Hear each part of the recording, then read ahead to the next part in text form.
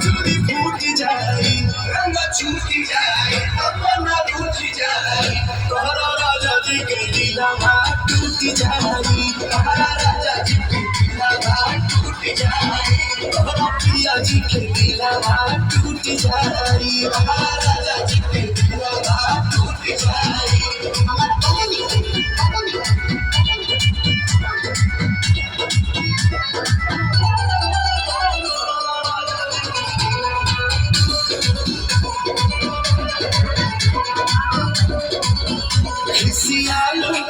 सियालू काहे गरम आलू तब फेंक देलू आलू काहे चालू तब बोला ना चालू काहे हमसे भाई भागे धोखा